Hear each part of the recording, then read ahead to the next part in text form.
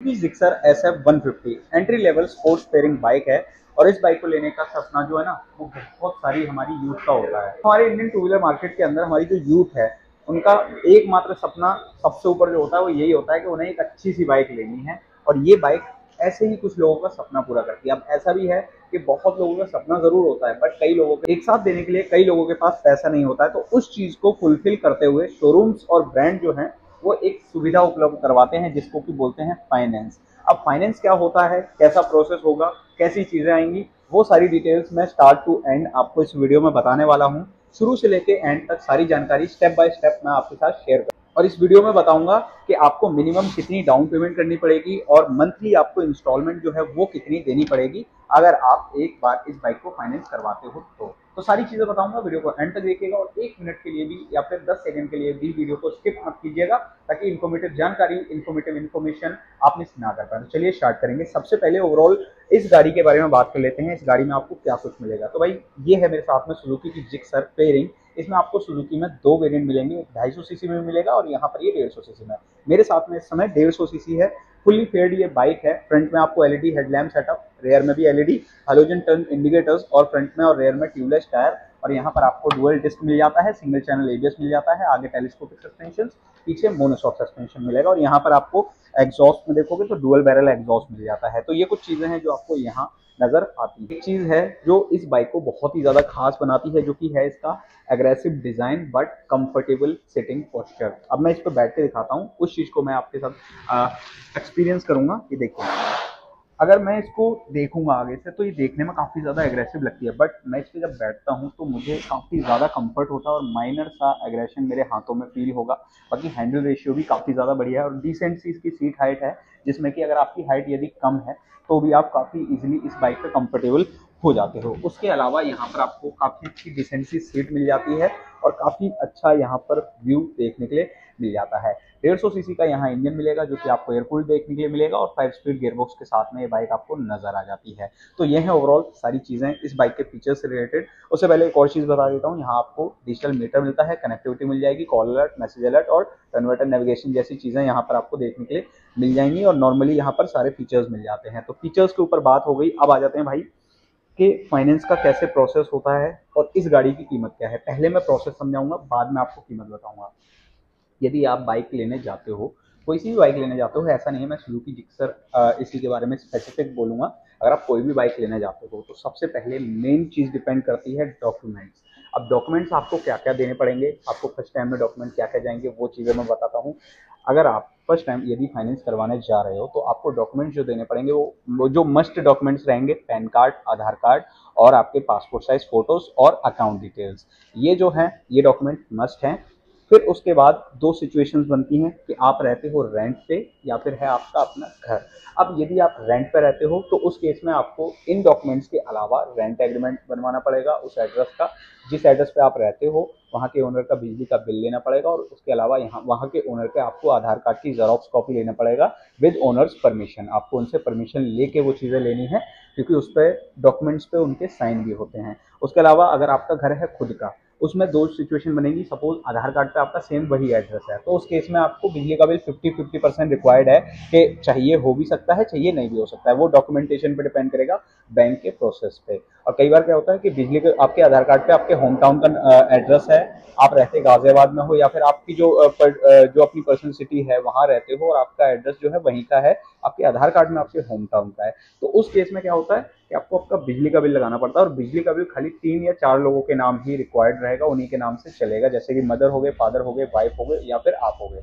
आपके अलावा यदि आप अपने ब्रदर के नाम लगाते हो तो वो जो है वो वैलिड नहीं माना जाएगा। तो ये तो हो गए ओन हाउस और नॉन ओन हाउस। और रेंट में कई बार केसेस ऐसे भी होते हैं कि आपके आधार कार्ड पे आपका वहीं का एड्रेस है, तो वहां पर आपको रेंट एग्रीमेंट की इतनी ज्यादा रिक्वायरमेंट नहीं रहेगी। अब आ जाते हैं भाई कि आप अगर लोन लेने जा रहे हो, डॉक्यूमेंट्स तो हो गए, आप रहते हो, आपका एड्रेस प्रूफ हो गया, सारी चीजें हो गई। अब आ गए भाई हम कि आप सिचुएशन किस में हो, आप पहली बार लोन ले रहे हो या फिर आप ले रहे हो पहले भी लोन ले चुके हो।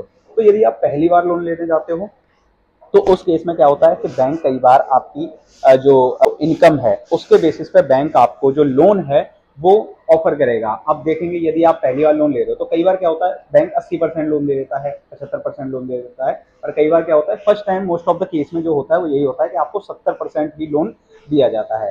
पर अगर आप पहली बार लोन नहीं ले रहे हो, आप पहले भी लोन ले चुके हो, तो उस केस में क्या होगा कि आपको बैंक ज़्यादा से ज़्यादा अच्छी फंडिंग देगा, ज़्यादा से ज़्यादा लोन अमाउंट देगा। उसमें भी आपके सिविल पर डिपेंड करेगा। अब सिविल क्या चीज़ है, सिविल यदि जब आप पहली बार किसी बैंक से लोन लेते हो और उसके लोन की ईएमआई यदि आप टाइम से अकाउंट से कटवाते हो, तब आपका सिविल जो है वो अच्छा खासा जनरेट होता है। 300 से 900 तक के नंबर में इसको देखा जाता है, और 700 प्लस जो होता है वो काफ़ी ज़्यादा बेस्ट होता है। तो ये चीज़ें हैं सिविल और नॉन सिविल। तो ये तो हो गई लोन अप्रूवल की चीज़ें। अब इसके अलावा और भी बहुत सारी चीज़ें हैं जो हमें देखनी पड़ती हैं, जैसे कि हमारा इनकम प्रूफ। अब हमारी कितनी इनकम होनी चाहिए कि हम आराम से एक बाइक को या फिर कुछ भी चीज़ फाइनेंस करवा सकते हैं। तो आपकी मंथली अगर सैलरी आ रही है, यदि आप सैलरीड हो, इसमें भी दो सिचुएशन है, सैलरीड और सेल्फ एम्प्लॉयड। अगर आप सैलरीड हो तो आपकी मंथली इनकम जो है वो EMI इंटू 3 होनी चाहिए। सपोज आपकी EMI 5,000 की है, तो आपकी मिनिमम जो मंथली इनकम है आपके अकाउंट में, जो आपकी सेविंग्स है, मिनिमम 15,000 होनी चाहिए। अगर आपकी EMI 5,000 की, मतलब कि EMI इंटू 3, इस तरीके से आपको सैलरीड में कैलकुलेशन लगाई जाएगी। पर अगर आपका खुद का बिजनेस है, अब वहाँ क्या है, वहाँ इनकम जो है वो प्रॉपर फिक्स नहीं होती है। कई बार क्या होता है कि आपकी इनकम 1,00,000 आ गई, 50,000 आ गई, 30,000 आ गई, 20,000 आ गई, वहाँ फिक्स नहीं है। पर कई बार क्या है कि आपके अकाउंट, वहाँ पे क्या होता है, आपके अकाउंट की ट्रांजेक्शन को देख के वो बैंक अपने हिसाब से जज करके आपको लोन प्रोवाइड करवा देता है। बट कई बार क्या है कि आपकी इनकम एक मंथ में मिस हो गई, एक मंथ में बिल्कुल ही कम हो गई, किसी मंथ आपका बिजनेस नहीं चला, पैसे जीरो रहे, तो उस केसेस में क्या होता है, आपको ITR जो आप फिल करते हो, इनकम टैक्स जो बोलते हैं, वो आपसे बैंक मांग सकता है। हो गए सारे डॉक्यूमेंटेशन, सारी चीजें और आपका क्राइटेरिया। अब उम्मीद करता हूं कि जो चीजें मैंने बताई, जो प्रोसेस मैंने बताया, आपको समझ आ गया होगा कि आप किस क्राइटेरिया में आ रहे हो, क्या आपकी सिचुएशन बन रही है। आप जब लोन लेने जाओगे तो आपको प्रॉपर आइडिया लग जाएगा कि भैया मेरे को ये डॉक्यूमेंट्स मेरे हैं, मैं पहली बार ले रहा हूँ, मैं रेंटेड हूँ, मुझे रेंट एग्रीमेंट बनवा के जाना है, और रेंटेड हूँ तो मुझे ये एड्रेस ये चीज़ें लेके जानी है, वो चीज़ आपको समझ आ गई होंगी। अब आ जाते हैं मेन चीज़ इस बाइक के लेके कि इस पे आपको डाउन पेमेंट कितनी करनी पड़ेगी और आपकी EMI कितनी बनेगी, और उसके अलावा यहाँ पर इस गाड़ी का ऑन रोड कॉस्टिंग जो है वो कितना है। भाई इस गाड़ी की ऑन रोड कॉस्टिंग है 1,76,000, जो कि entry level sports fairing bike है। इंडियन टू व्हीलर मार्केट के अंदर इससे सस्ती स्पोर्ट्स फेयरिंग बाइक आपको इंडियन टू व्हीलर मार्केट के अंदर और कोई देखने के लिए नहीं मिलती है। इससे पहले आपको हीरो के अंदर भी एक देखने के लिए मिलती थी, बट वहाँ क्या है, अब वहाँ पर वो बाइक जो है डिसकंटिन्यू कर दी गई है, मार्केट के अंदर अच्छी परफॉर्मेंस के ना चलते, तो वहाँ पर उसको डिसकंटिन्यू कर दिया। तो यहाँ पर इस बाइक का इस समय कोई कंपटीशन नहीं है। अब बात करते हैं डाउन पेमेंट की, कि डाउन पेमेंट आपको कितनी करनी पड़ेगी यदि आप लेने आते हो सुजुकी जिक्सर SF 150। तो यहाँ पर आपको मिनिमम डाउन पेमेंट 20,000 करनी पड़ेगी। ये और कुछ चीज़ें जो होंगी वो आपके सिविल पर भी डिपेंड करेंगी। अगर आप ज़्यादा डाउन पेमेंट चाहते हो तो आप अपनी चॉइस के अकॉर्डिंग कर सकते हो, कम चाहते हो तो वो चीज़ आपके सिविल पर डिपेंड करेगी, आपकी बैंकिंग पर डिपेंड करेगी, और आपके जो सिविल वगैरह है उस पर डिपेंड करेगी। और अगर बात करिए यदि इसकी EMI की, तो EMI यहाँ पर आपको 2 साल के लिए और 3 साल की मैं बताता हूँ। बाकी EMI ऑप्शन आपको 1 ईयर, मतलब कि 1 साल, 1.5 साल, 2 साल, 2.5 साल, 3 साल, 4 साल, 5 साल, अलग अलग बहुत सारे ऑप्शंस बैंक ऑफर करवाता है। ये बताता हूँ मैं, 24 महीने की EMI 5,880 की आपकी 36 EMI बनेगी, जो कि 3 साल की होगी। और अगर आप लेते हो 2 साल की EMI तो 8,140 रुपये की EMI बनेगी 2 साल, यानी कि 24 महीने की। तो यहाँ पर बैंक जो है EMI ऑफर्स आपको डिफरेंट टेन्योर करवा देगा, बट अभी जो मैंने बताया वो सिर्फ 2 साल और 3 साल का बनाया है। अब इस केसेस में क्या होता है कि कई बार बैंक पे भी डिपेंड करता है कि बैंक आपको लोन जो है 5 साल नहीं दे रहा है, 2 साल दे रहा है, 3 साल। कुछ बैंक होते हैं जो आपको लिमिटेड ऑफर देते हैं कि जी हम इतने इतने महीनों का करेंगे। कुछ बैंक ऐसे होते हैं जो सारे फाइनेंस करते हैं, और फाइनेंस के लिए ये सुविधा आपको मिलेगी कहाँ से, वो चीज़ भी मैं बता देता हूँ। अगर आप फाइनेंस पे लेने जाते हो तो आपको ये चीज़ सोचने की बिल्कुल ज़रूरत नहीं है कि मैं फाइनेंस कैसे करवाऊंगा। आपको कुछ नहीं करना, आपको शोरूम जाना है, शोरूम पर ही आपको ये सर्विस प्रोवाइड करवाई जाएगी डीलर की तरफ से, और आपको बैंक ऑफर किए जाएंगे। और बैंक जो होंगे, जो कि नॉर्मल बैंक्स हैं, कैजुअल बैंक, जो कि आपको लगभग सारे फाइनेंस में मिलेंगे, जैसे कि HDFC, IDFC, एक्सिस, बजाज, और भी बहुत सारे बैंक्स हैं जो आपको हर डीलर पर, हर शोरूम्स पर मिलेंगे। और ये चीज़ सिर्फ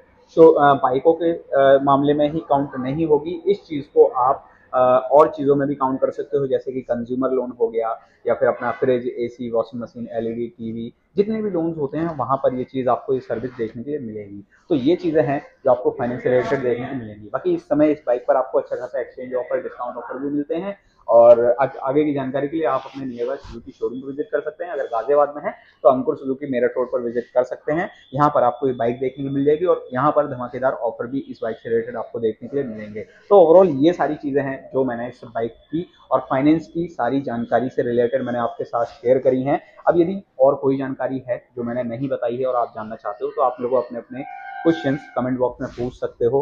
बाकी ये वीडियो कैसा लगा है, ये न्यूज़ कैसी लगी है और ये सारी जानकारी कैसी लगी है, ये चीज़ आप मेरे को कमेंट में बताओ। बाकी ऐसे ही वीडियोस यदि देखना पसंद करते हैं तो जरूर से हमें सब्सक्राइब करें और बेल आइकन प्रेस करना ना भूलें ताकि फ्यूचर में आने वाले वीडियोस के नोटिफिकेशन आप मिस ना कर पाएं। तो जल्द मिलेंगे एक और नए वीडियो के साथ में। इस वीडियो को यहीं एंड करते हैं।